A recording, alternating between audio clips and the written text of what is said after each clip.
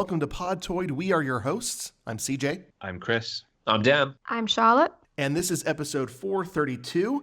Thank you for joining us today. We have a pretty good show in store for you. Well, we had a good show, but then Occam said he wasn't going to be here, so now it's just going to be the pits. This episode is going to be like an episode of Bob's Burgers that focuses on Mr. Frond. So let me just apologize in advance for that. Is it a Lisa-centric Simpsons episode? Is it? You know, I feel so special now, guys. Thank you very much.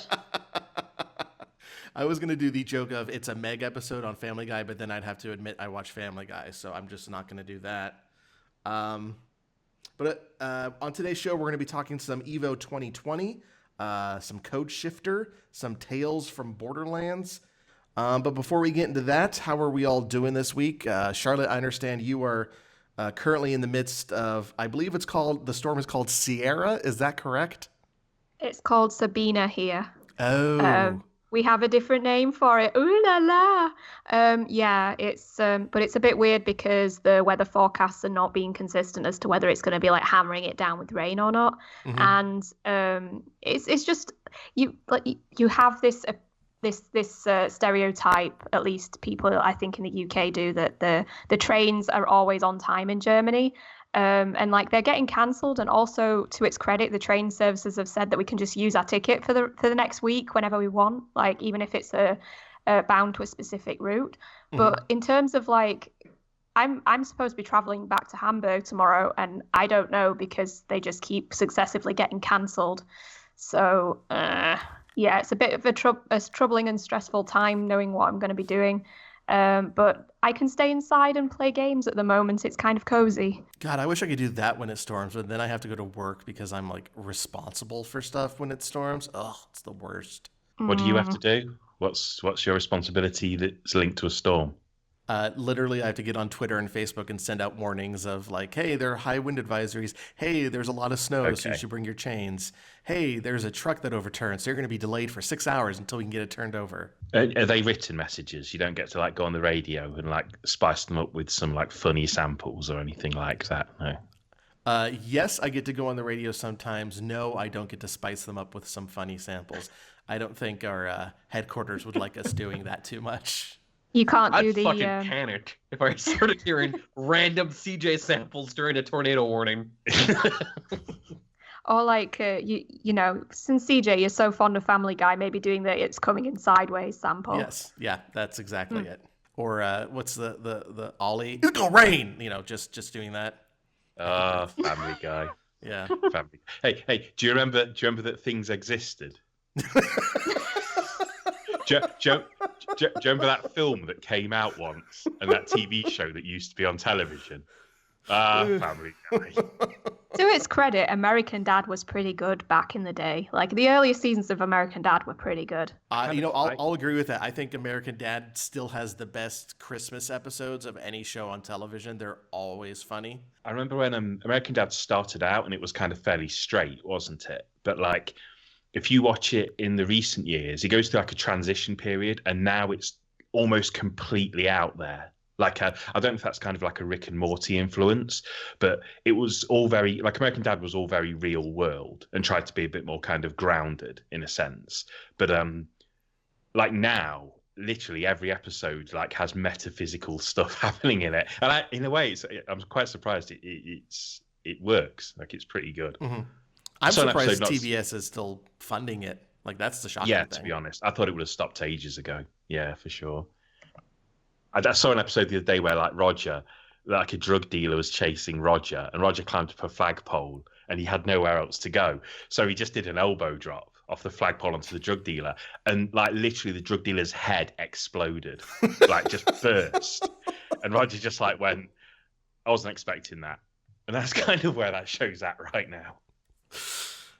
I got a kick on watching that like last year or something, or I just binged 2 seasons of it, and I think it was during that transition period. I thought it was pretty good. I just never bothered picking it back up after that. Dan, did you watch any of the hot XFL action this weekend? I saw the first touchdown of the Seattle Dragons and went, wow, there's actually a crowd here. I'm surprised anybody showed up for this, and then immediately tuned out. Well, So I saw the first touchdown. speaking of the Seattle Dragons, I think that speaking of the Seattle Dragons, I think that this time around, Vince McMahon is a little bit smarter about how he's running the XFL. In that, like the head coach for the and I don't know why I know this. I honestly don't. Same here, honestly. I don't know how I remembered the team name to begin with, but hey. I mean, first of all, Seattle, an area that is just ripe with Native American influence. Oh, good team name with dragons. Yeah, that makes sense. Maybe Vince had just played Coffee Talk. There you go. And he was like, it's full of fantasy creatures. But I was just going to say their head coach is actually was the first quarterback for the Seattle Seahawks, and then their current quarterback was like on the Seattle Seahawks practice squad. So they're doing at least a bit of a better job of finding reasons to get people in those cities to be excited about it. You know, if you're excited about a player from the 70s who was kind of just okay, as opposed to the last time they tried to do this where I didn't know what anyone was supposed to be excited about. I remember the blimp crashed on the very first XFL show. That was something. Well, you know why that happened. The X is for extreme. Yeah, you need that extreme element. Yeah. I was telling Dan the other day, you know the Arnold Schwarzenegger film The Sixth Day, which was like Arnie's kind of last film before he kind of went into politics. You might have to double check this, but I'm pretty sure that in the future world of The Sixth Day, the XFL is the only football league that still exists. Which, by the way, is the best timeline. So they obviously got, because that came out around the same time, so they obviously got a bit of product placement. It's that wherever that film's set, like 2042 or wherever the fuck it's set, it's like everyone's just watching the XFL. Like the initial run, it was so successful that it overtook the NFL and went on. But all I know about the XFL is, like, WWE have been openly talking about how the ratings are the lowest they've been in years for like the WWE product, and that kind of, you know, the game sold badly last year and money's been a bit rough and everything. So I think that's the time that you want to spend an absolute fortune reopening a football league that's already collapsed once. Well, to make some, I don't want to like go into like mansplain territory and all this other bullshit. Despite all the numbers being down, ratings and all this other stuff, WWE are making a fuck ton of money. They secured a huge multi-billion-dollar deal with Fox, because somebody at Fox thought, yeah, wrestling, for whatever reason in 2020, and also Saudi blood money for putting on those Saudi shows. Yeah, essentially, like they're making so much money off that Fox deal that even if no one was watching the show, they can still afford to run the show. Essentially, and the network is also producing money. So like, they kind of don't care about ratings anymore, basically, which is weird. So yeah, everyone go watch the XFL. The XFL. The X is for extreme. All right, before we get into the show today, I want to start off with this really quick story of a brilliant plan with just one tiny design flaw in it. Sharika Strawn of Wichita Falls, she was in trouble with the law. She had 5 outstanding warrants for her arrest. And while police weren't actively on the hunt for her, you'd think that having so many warrants would make you be extra careful to not break any of the laws. But sadly for Strawn, she just couldn't help making even minor infractions. And last week, she was pulled over after an officer saw something thrown out of the passenger window of the vehicle she was driving. So she gets pulled over, and she knows that she has these warrants out for her arrest. And so she comes up with a brilliant plan. She's just going to give them a fake name. So when the officer walks up, she says her name is actually Porshala Strawn. Unfortunately for her, Porshala Strawn also had warrants out for their arrest. Oh, shit. And so the officer took her into custody, at which point she admitted, like, oh, no, my name is not Porshala. I'm actually Sharika. Of all the stories I read on this, I couldn't find out if, like, Porshala was, like, a sister or a cousin or someone related to her, or if this is just, like, the least lucky criminal alive, just of all the names you could choose. Is there any note on like what the quote unquote real Porshala was wanted for? Everything is just minor because her bail was set at like $900, so it's not really like there's anything too big. But now she has the extra charge of, when she was arrested, of giving a fake name to the police officer. So really, if you're going to give a fake name, you got to be a little more creative than maybe someone in your family, just on the odds that they also have warrants out for their arrest. I just thought it'd be interesting if, like, you know, she was pulled over for speeding or whatever, and then she was like, "Oh, poor Charla," and it's like they put it into the computer, and like, "Poor Charla's wanted for murder 1," you know. Yeah, I'm afraid I could kind of see where this is going, but then my brain immediately assumed that like she'd just plucked a name out of thin air, not somebody she knew, and just happened to be so unlucky. But it's probably somebody she knew, but like, oh, definitely. She probably should have put some more thought into whether this person might have been involved with the police, because she must have, like, I wonder if she was like 5 minutes later, she was like, "Ah, shit." Actually, I did some like shoplifting or something with this person 2 years ago. Maybe this was not the right person to pick. It's like that I'm Alan Partridge episode where Alan Partridge is like pulled over by the police and they're like, "What's your name?" And you see him just look around and he's like, Bill Carr from King Road."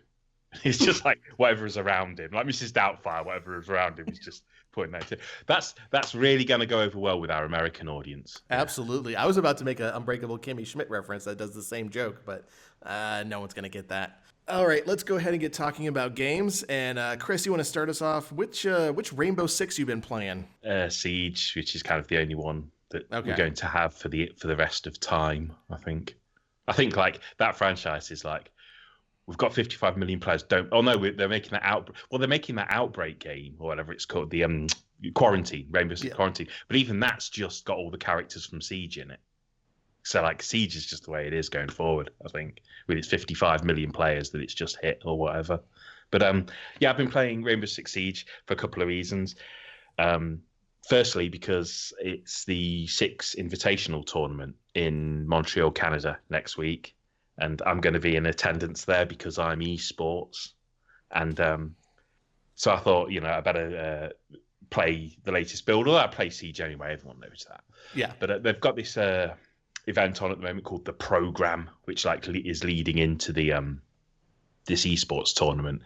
And it's really amusing because like Siege obviously started out as like, here's your anti-terrorist guys, and they kick down doors and they shoot the bad guys and save the hostage, or more accurately, they get shot and shoot the hostage, which is what generally happens when you play Rainbow Six Siege. But and then kick each other out of the team for some reason. But they've got this weird event on called The Program, because there's this really amusing lore behind Siege that's kind of really half-arse, and in the current lore, all the team are being trained at this like unused football stadium I think it's in Greece or Brazil, Greece or Brazil or one of the countries in between those two.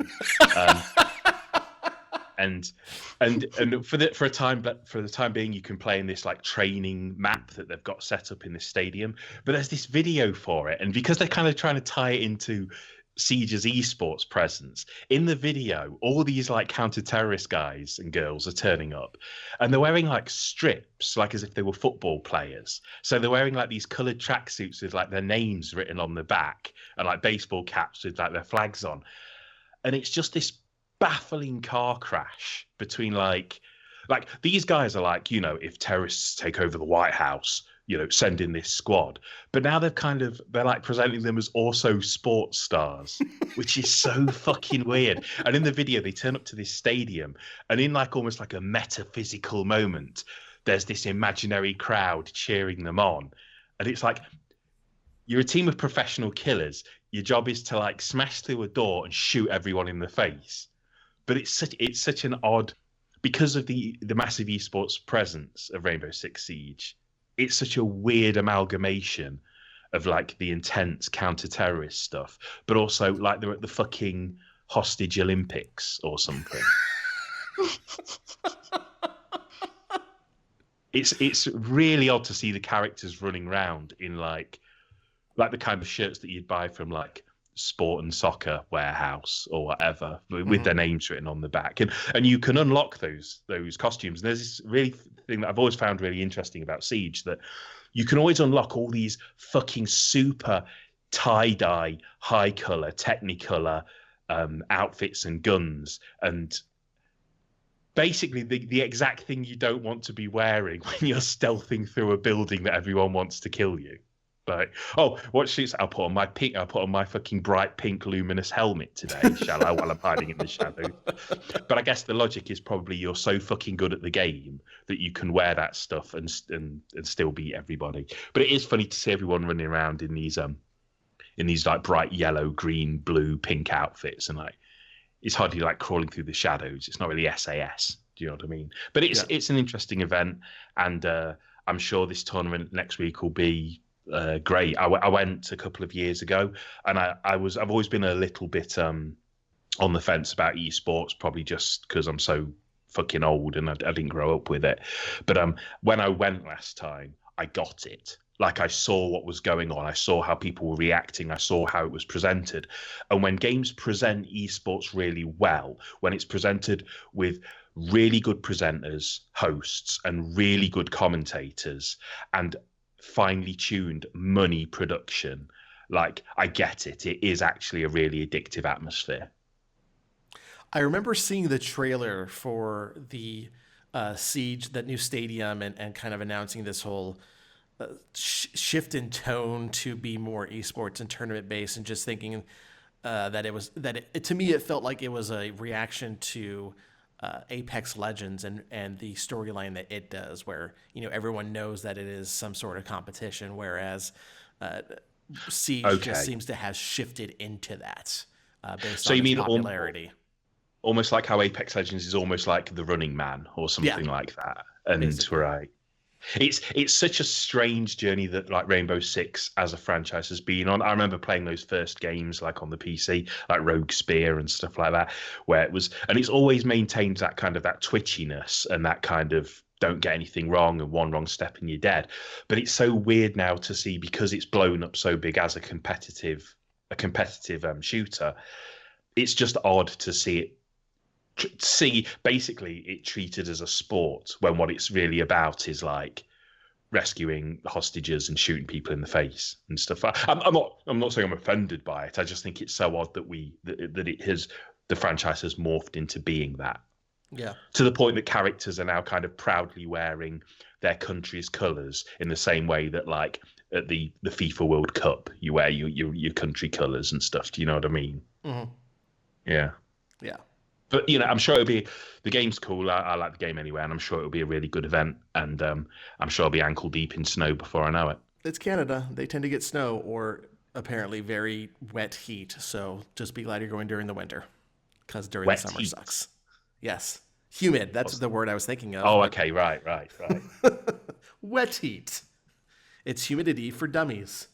Wet Heat just sounds like one of those straight-to-video films that came out in the aftermath of Basic Instinct, where everyone was just jumping on that bandwagon.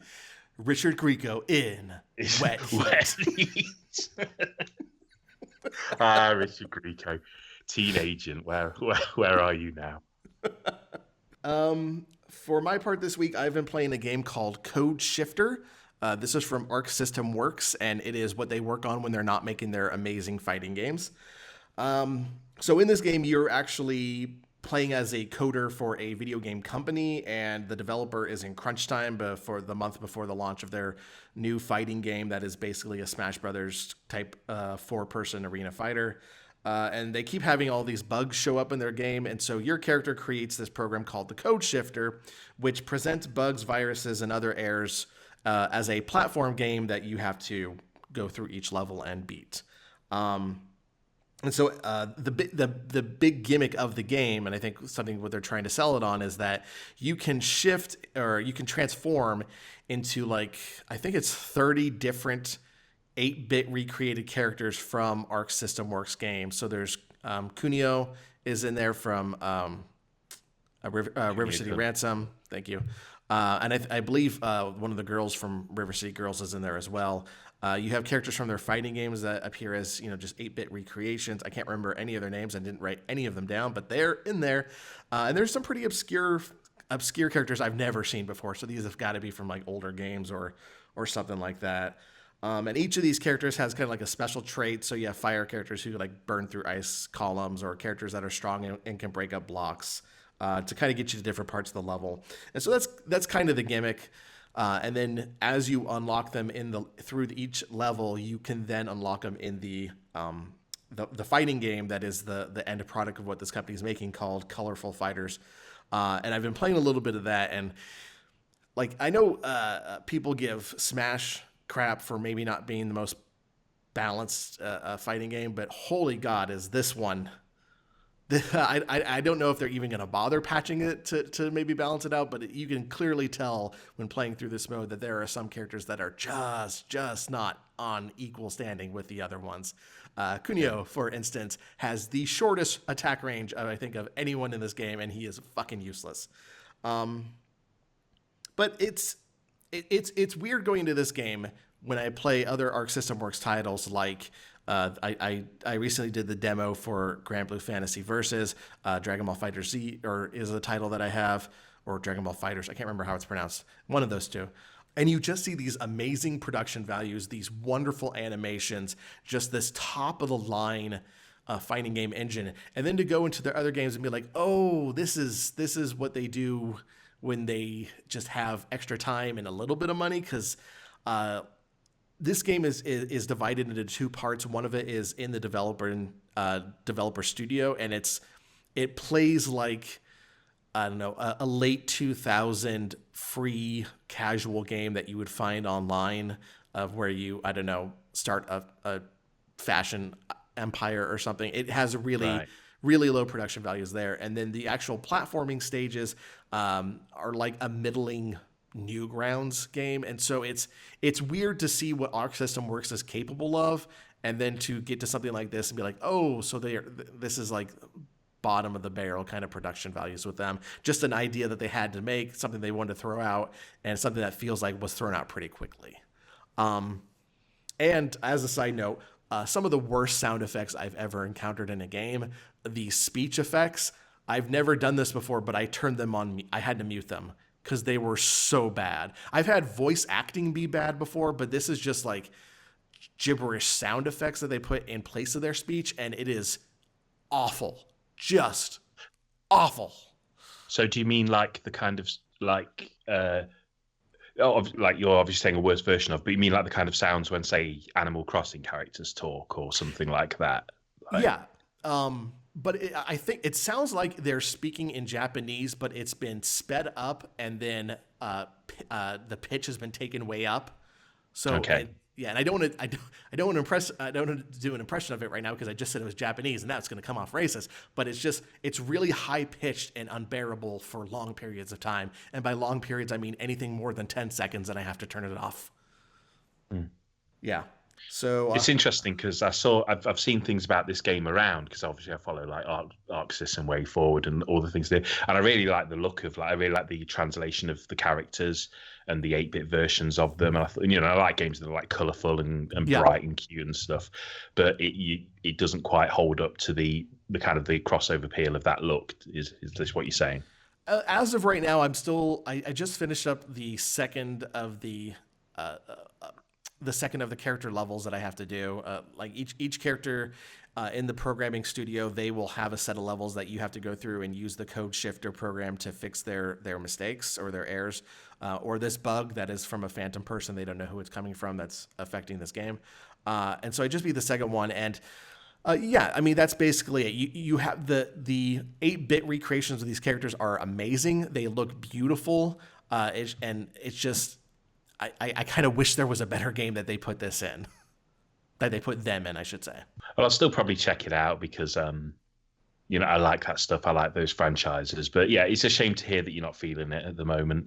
Yeah, it's very rare that ArcSys have a miss. Do you know what I mean?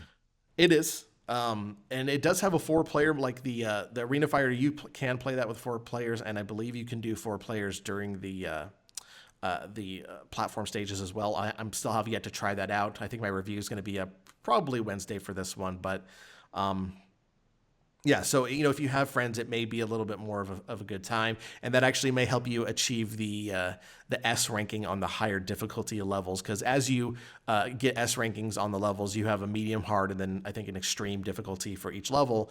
You unlock new power ups for your main character, for the avatar that you start out with in each level. So I'm still early. We'll see, but as of right now, it's definitely not impressing me. And again, worst sound effects, just the worst. All right, let's go ahead and wrap this up with Charlotte. Charlotte, you've been playing some Tales from the Borderlands. Yep. This is another other podcast preparation game that I'm playing. I've played this before. I played it 3 years ago, but I'm replaying it with completely different choices. So the first time I played it, Reese was just a nice guy, like a bit of a sap, but a nice guy. And him and, okay, spoiler alert, him and his love interest waltzed off into the sunset, basically, with Fiona absolutely disgusted at what was going on. And this time I'm playing it in the sense of, so Handsome Jack is going to be my best buddy this time round. Last time I just did everything I could to push away Handsome Jack, but I'm going to do the opposite this time. And I'm going to make sure that Fiona and Reese and Sasha, that the two factions stay pretty much separated the entire time. So I'm going to see both sides of the story by the time I'm finished. Nice. Yeah, my feeling about replaying this game was a little bit mixed, to be honest, because of the whole Telltale thing that's happened since. It really does, for me anyway, it casts a bit of a shadow over replaying Telltale games. Mm-hmm. Just to, now that we know what it was like to work there, and I've watched the documentary that's on YouTube about what it was like to work at Telltale in its final days, and also because of the involvement of Chris Hardwick in Tales from the Borderlands as well. Yeah. So it's a tough one to replay, but it's a good story, and some of the jokes are probably not going to age very well because it's very cheesy humor. And a triple whammy, also the stuff that's come out about Gearbox and Randy Pitchford and Borderlands since, or rather was still swimming around, when Tales from the Borderlands came out. So it's all in all, it just feels like a very weird game to replay. And like I say, the humor might not stand the test of time. It's very of its time, I think. But I'm having a fun time so far. It's it's probably it was one of my favorite Telltale games back in the day, but I don't think that opinion stands. I think it's a pretty good game, but that's probably about it, really. It's pretty good. I might be wrong here, but was Tales from the Borderlands, because obviously the Telltale games, as we know, are struggled often with getting their content out, and we kind of know why now. But was Tales from the Borderlands one of the ones that literally had like a year between two of its chapters? Or maybe not a year, but at least there was like a good 8 to 10 months, I think, between like two of its chapters releasing. I'm looking at it right now, and it looks like the first chapter launched in November 2014, and the second one didn't launch until March of 2015. Okay. But then they had June, August, October, which seems to be a lot more evenly spaced out, I would say. Yeah, I mean, it's not that I'm not laughing at the humor. Like, there was a really funny moment in one of the episodes that I played earlier today where, like, Fiona's retelling something that happened between Reese and Vaughn, and she's overdoing how often they say bro, and she's like going bro, bro, bro, bro, bro, bro, bro. Like, that's still pretty funny, but it's like the whole bro thing is not going to still be funny in 10 years' time. But then again, who's going to be able to play Telltale games in 10 years' time unless, is it Starbound? I think is it Skybound. Skybound, that's it. Yeah. Her basically buy up the entire back catalogue and allow them to keep being re-released, because at the moment it's kind of hard to get the games unless you've already owned them, right? With a few exceptions. Yes, I think it depends on if the IP has been picked up by someone else. Like, I don't think you can get the like Back to the Future or Jurassic Park games anymore, because no one cares about those titles. But the Wolf Among Us was free on Epic Game Store, and they're making the sequel to that one. I don't know. I'd have to check with some of their other titles. The Batman game just got not remastered, but they got slightly improved for $5 if you already own it. Yeah. And they just put Walking Dead on Switch. So I think it's a case of they do come back out, but it's kind of a little bit shaky and it's a little bit here and there depending on what's coming out and where and who's pushing it out, really. Yeah. Yeah. Yeah, and obviously if you find a copy of something that's been released for PS4 or PS3 in a second-hand store, then you can still play it. But it's a bit like hit and miss with the back catalogue as to whether you can, especially if you want to play it on the computer. On the topic of humor, though, being dated and all that, I think of Fallout 2, which came out in 1998, and the humor in that game is still on point and still also very much like from the 90s. Like, you can join a boxing tournament and fight a boxer who is just like a play on Mike Tyson, essentially, and he'll bite off your ear if you get too close to him, and that'll permanently affect your charisma stat and remove a point from it. Okay. The humor in that game is fucking brilliant. And it's still very much a 90s ass sense of humor. So I don't know what the answer to like writing good dated humor is. So I don't know. Borderlands has never been like a series that I've been too bothered about, but I've always really liked the character design. I've always really liked mainly the clothes. Like I've always really liked the way characters dress and kind of this. If I remember, Tales from Borderlands has a very steampunky like look to it, doesn't it? I think with its characters, but I've always thought the character design is very good. I remember, I think it's the Baroness who's in the pre-sequel or something like that. She just looks like fucking. I just wish I looked like that. She just looks amazing. Yeah. I do have to admit, even though I am a vegetarian in the sense of I also don't try to avoid wearing leather, I would really like a pair of Reese's Skag boots. They do look very good and very comfy and very hard wearing. There's got to be a company out there that can just like take all those Borderland games and just start making the clothes from them, and they'll probably charge like hundreds and hundreds of dollars an item, but just do it. I'll buy them all, or I'll get CJ to buy them for me because I haven't got any money. I think Insert Coin did do some Borderlands clothing, but I don't think it was a huge range, and I think it's probably Borderlands has become not as big a series anymore, so maybe they don't stock it anymore. But at some point you could buy Borderlands branded stuff. Actually, Borderlands 3 has sold, I think, 8 million copies, they said, faster than Borderlands 2 did. So it's still very popular. Oh, okay. I thought it was a bit of a flop. No. Oh, well. And this is before it's even going to release on Steam, but apparently they're not putting too many eggs in the basket of Steam also being a success. So guess we'll see there. And then it says here you've also been playing Picross E7. Yep. Pretty much off. Yeah, I never know how to say it though. I used to call it Picross, which I think is a great way to pronounce it. Picross, it's McPie. But I just bought it for €5 on the 3DS store, and it's just a pack of Picross games, and it is what it is, and it's pretty good, and it'll last me a long time and a lot of lunch breaks. One curious thing, though, is I don't know if anybody else knows this, but you can't buy 3DS games direct from your 3DS with credit card anymore. Really? You have to go online. Yeah, they got rid of it in September, at least for Europe, that you have to go online and buy them or, load up a card. Like, you can't buy straight off the console using your credit card number. Oh, I did not know that. I'll have to check on my 3DS. Not that I'm going to buy anything for it, but I'll just have to check. Huh. Charlotte, if you like Picross games, you should keep an eye out for that Murder by Numbers that was just recently announced, because I think that's kind of in that vein as well. Cool. Yeah. It's not for me because it's fucking numbers, right? And it's like, I ain't too good with the addition and the taking away. You are listening to Podtoid. All right, let's go ahead and move on. That is it for games, which means it is time for the news. This is the news. And there's a... Thought you guys would like Fucking that. brilliant.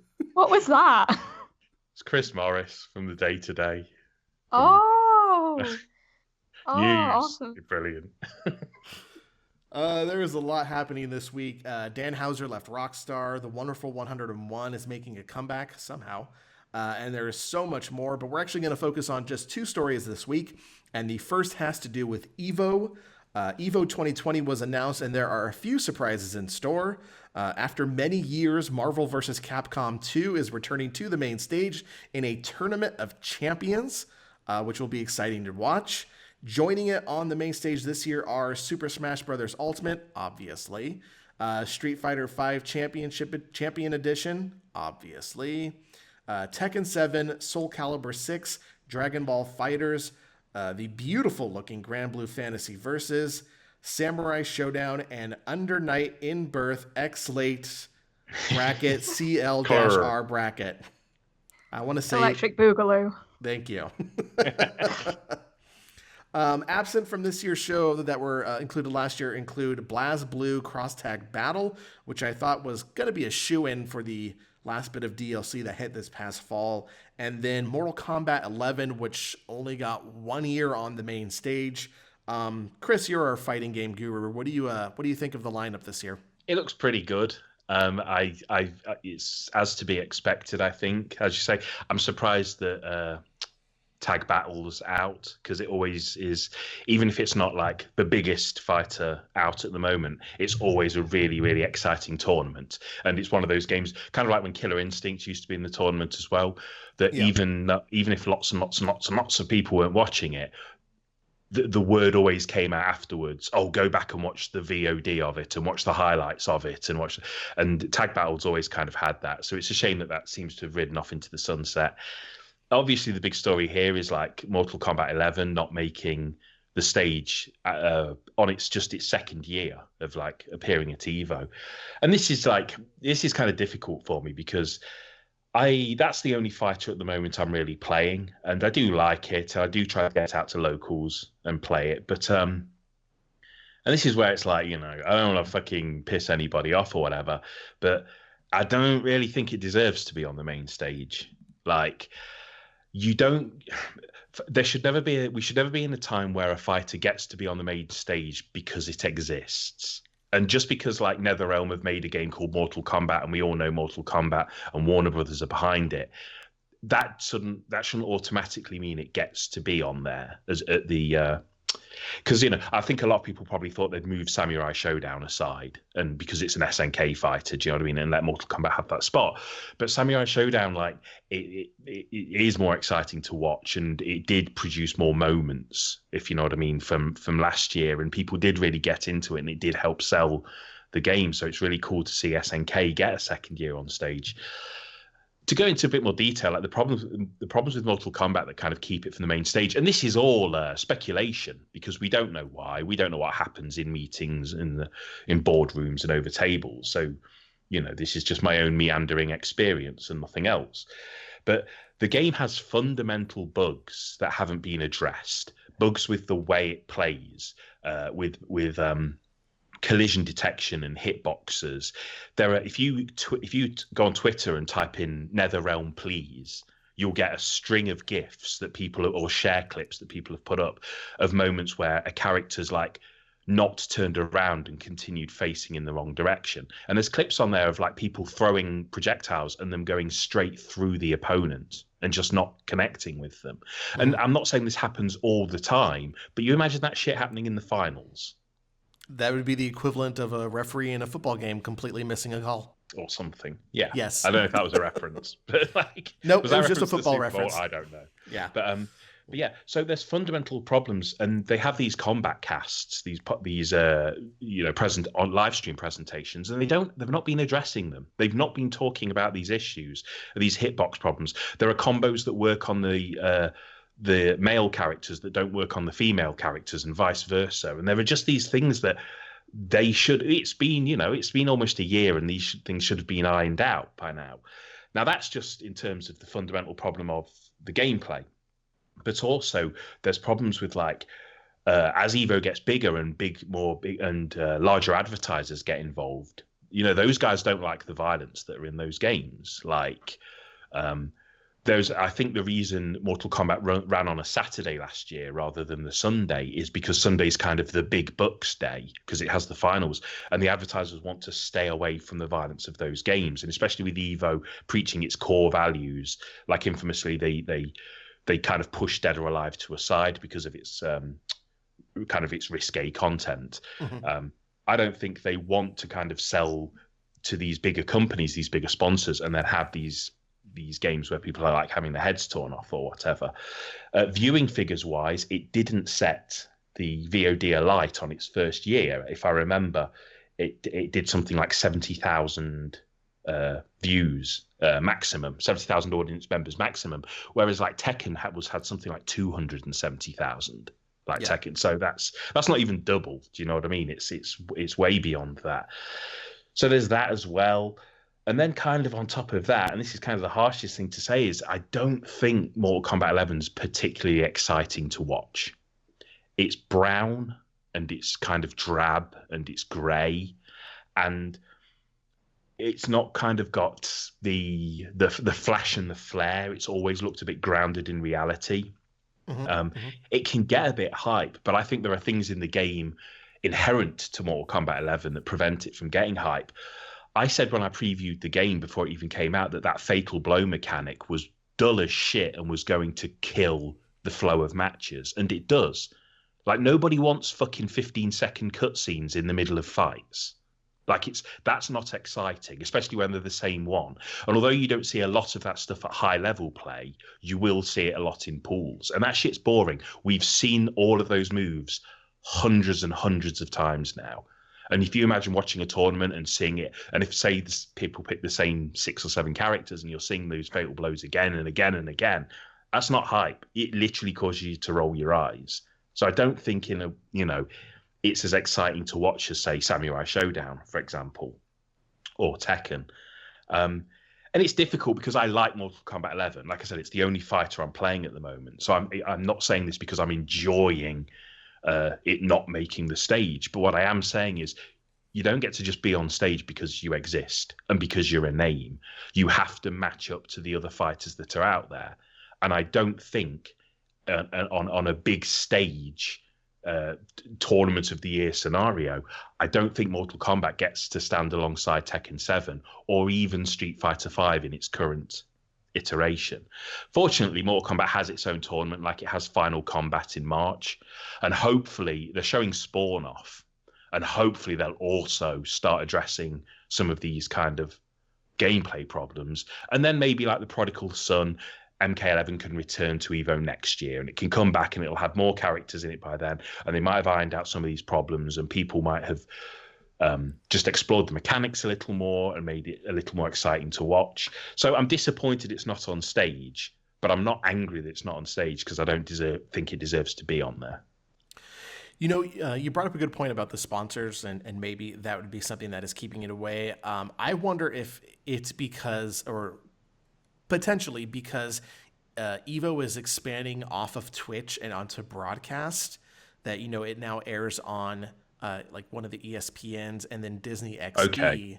If there was maybe something with like television ratings that they cannot show that, a rated M for mature game completely uncensored on TV during these, during daytime hours, of that may be a reason why they no longer want to include this title. Or it could just be, as you said, there's a ton of problems with the game. I think it's all of the above. Like, YouTube demonetizes Mortal Kombat 11 content. Like, yes. So that's already a major platform that is just like, we're demonetizing you because you're that violent. When I first read this, I was thinking, I wonder if NetherRealm is like upset, like, oh my God, here's the biggest fighting game tournament in the world, and once again we're being ignored, we're being pushed out. But then I remembered that Mortal Kombat 11 is like the best-selling Mortal Kombat game, and that makes it one of the best-selling fighting games of all time, selling more than probably most of the games that are in EVO. So maybe they don't care too much because they have all that money. And the DLC always sells. Like those guest characters rake in the money hand over fist, which is why they keep making them. And Mortal Kombat has such a dedicated, if toxic as fuck, kind of community. And I don't mean, I'm not knocking on the players here. I'm talking about the people you play online or you see on Twitter.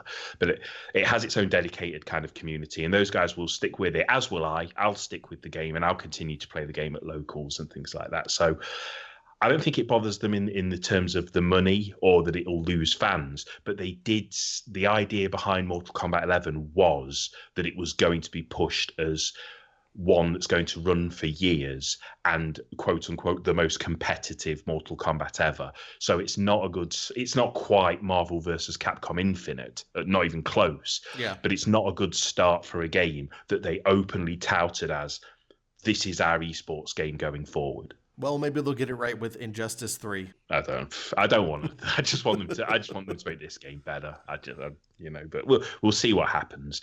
And apart from that, though, because I made this very Mortal Kombat centric, but that's because that's kind of the biggest shock.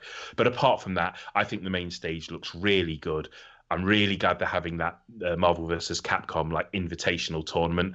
I can't remember. I think Justin Wong made like a joke that he didn't realize he was fucking in it until he saw it on Twitter. And it was like, get ready to see Justin Wong return at Marvel vs. Capcom 3. And he was like, I'm in it, am I? Like, yeah, I'm interested to see what the Grand Blue Fantasy Versus pool looks like. Because, you shared that clip of one of their super moves this week that is just amazing to watch, and so I want to see what kind of hold this game takes on the fighting game community. For anyone who hasn't seen the clip, go check it out. But it's the super move of the character La Diva, and she's this huge wrestler, and her move is essentially sends them rocketing into the air and then catches them and lands on them in this very suggestive kind of bear hug power slam. And then out of nowhere, this referee dives into position and starts doing the 3 count. And then they kick out on like 2.9. But apparently, if you end the match with that move and it does kill, then the referee does complete the 3 count. And then La Diva like stands up and the referee holds her arm in the air in like celebration, it's really good to have super moves that actually have alternate animations if they finish the actual match. I think that's really cool. But that game just looks gorgeous, doesn't it? It does. It's apparently sold great in Japan as well. It beat the same figures that Dragon Ball and Tekken and Street Fighter V did in their opening weeks in Japan. So that's like a good start. Although I read a lot of people in the comments of that story were saying that it's Americans buying it so they can get a head start on tournament play for EVO. Tomato, as long as it's selling. Exactly. Has Guilty Gear's not been in EVO for a while, has it? No. Or have I missed? No. It'll probably be in next year, though, because they have the new Guilty Gear coming out, I think, by the end of this year. Yeah, I always lump Guilty Gear and BlazBlue together because I know that those are both extremely difficult, like technical fighting games that real enthusiasts play. And I used to know a couple of people who were really into those games. So it's kind of a shame for those people that neither of those games are in this year. And BlazBlue is just so difficult. It's like I couldn't land a single strike when I tried to play it casually. I do find those games really complicated, and maybe I just need to put more time in. But I have friends who play those games almost exclusively, and no matter how good I ever get at any fighting game, when I watch them play like Guilty Gear or BlazBlue at top level, I'm just jealous as fuck. That it's like I'd rather be mediocre at those games than great at the games I play, if you know what I mean. Yeah. I always find it interesting that when someone is really great at, let's like Dragon Ball Fighter Z or Street Fighter V or any of those games, for me, it's visually interesting to watch. And I don't get that same sensation when I watch a really, really good Smash Brothers player. Like that to me is not nearly as entertaining to watch as it is with a 2-on-2 fighter or a 1-on-1 fighter, I should say. Like I'm with you on that, but I don't want to fucking kick that nest of vipers. All right, let's go ahead and move on. Our second story is about video game movies. They are continuing to make those. It was revealed this week that Christopher Gans is working on films for the Silent Hill franchise, as well as the Fatal Frame. That's tough to say. Fatal Frame franchise. Haha. If you know who Gans is, it's probably because you've seen the first Silent Hill movie, which he co-wrote and directed. He also co-wrote and directed Brotherhood of the Wolf, which I think was one of those first big visually spectacular action films that came out after the Matrix. He was also at one point attached to write and direct a film based on the Onimusha video game franchise from Capcom. So we've talked about the Silent Hill film before on the show, and I think one thing we all agree on is how well it captured the atmosphere of Silent Hill. You know, it is at times just a stunning movie to look at with just a fucking terrible script. given his filmography, I don't think I'd mind seeing him take another whack at the franchise. I just want someone else to handle the script. And I'd actually kind of be more interested to see what he would do with Fatal Frame, because that's a horror series I don't think gets nearly enough love. And now that it may or may not be kind of sort of owned by Nintendo, who knows if it's going to get love anymore in the future. But Dan, you talk about the Silent Hill film a lot. You want to see another attempt at it on the big screen? Nah, I'm good. Really? Now, video game movies are always going to be trash, so I'm good. It's bad enough that Silent Hill is dead as it is. Yeah. I don't need to see a movie version. I don't understand what they do with the Fatal Frame story, though, because it's like, I'm trying to think. I mean, 2, because I've watched a lot of speedruns of 1 and 2 lately. Like, 2 has a definitely a concrete story to it that you could potentially make into a film. But like the whole, you run around a house and you take pictures and it makes the ghosts disappear. I don't understand what the narrative would be. It would end up like with something like Silent Hill, which has a really strong story running throughout the entire thing, and it still didn't convert. Like the first one, apparently I've not watched either of them, but apparently the first Silent Hill film was actually okay, and the second one was actually absolute trash fire. Like, how do you mess up the story of Silent Hill 3?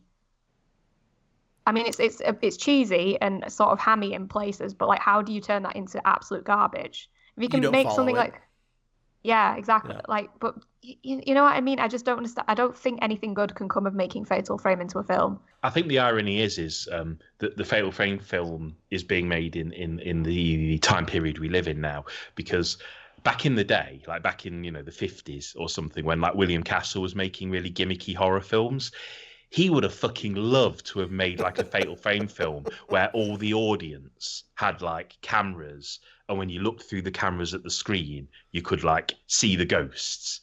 Because he loved that kind of shit. He had all these things like Emerglow and the Tingler, which, wanted to make your seats buzz or whatever, like in that film Matinee. But he would have loved to make a Fatal Frame movie, because I can imagine, like, as you go in the theatre, you would have got like a special camera, the camera obscura, and like when you look through it, then you can see the ghosts on the screen. Or that would have been like awesome. Bring back gimmicks. 3D's already shit, so just bring back more gimmicks. Do you know what I mean? I want a scratch and sniff card in the next movie I go and see. Right. Yeah. I feel like, though, if you were going to take a similar era horror series and make it into a film, I feel like Forbidden Siren or like Siren in the US would be a good one, because there's a very, very strong, like it's all about the story, really, and also it switches between a load of different characters, and their stories are all quite compelling. So I feel like that would actually be good material to potentially make into a film, but I just don't think there's enough there with Fatal Frame, really. It's more about the mechanic than it is about the story, if you know what I mean.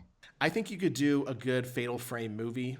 I think you give it to Blumhouse Productions, because they're probably the most consistent of the horror production studios these days. They still have a couple of, duds on their hands, but I mean, they turned Fantasy Island into a horror film somehow. So, oh, that trailer. Whew. It's not as bad as the. Have you seen the Call of the Wild trailer? No. Oh no. I nearly watched it, but okay.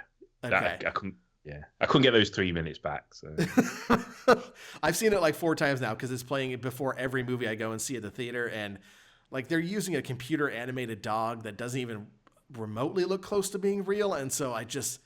Like, I couldn't imagine being as cantankerous of person as Harrison Ford is, to have to act through this entire movie with just what is probably a ball on a stick that he has to pretend is a dog. I want to see the outtakes from that now. Question. What happened to Uwe Ball? Where is Uwe Ball when we need him? I think he retired, but... No! I guess, but I think retired in just one of those... Retired in like an outburst, and he retired on the note of like saying "fuck gamers" on Twitter, basically. Yeah. I remember him retiring, saying something like, he said something like, "Oh, if you don't like my fucking films, maybe I won't waste my time making them." And it was like, okay. No, yeah, get him back. Let's have his sound. He said something about I can just go and fucking play golf instead, or something like that. I hope if he does come back. Outlets start writing reviews again, and then he challenges them again to a boxing match. And then a bunch of journalists show up thinking it's all a gag, and then they actually get the shit kicked out of them. He should call up Vince and like challenge everyone to XFL or something like that. Hell yeah. Uwe Bolla's 55. He's not gonna kick the shit out of anyone. If anything, he'll get the shit kicked out of him. Yeah, no, he did. He was like a legit kicked boxer. Shit out of game journalists who thought it was going to be some sort of gag thing, and they got their fucking asses kicked, and it was genuinely hilarious. Well, in that case, then we just need to see those incredibly well-built and hot Australian game critics that I saw at E3 last year. Send them to go kick his ass. It might be different if he's not against a 17-year-old, which is what I think was the age of one of his opponents. Yeah. Well, we could send Jordan. He's well built. He goes to the gym. I don't know. He's throwing shade. Wow. You know what I mean? All right, I'm sorry, Jordan, but hey, you know what? I'll pay money to see Bull versus Devore. You know, sign me up. We'll sell tickets too. We'll put it over.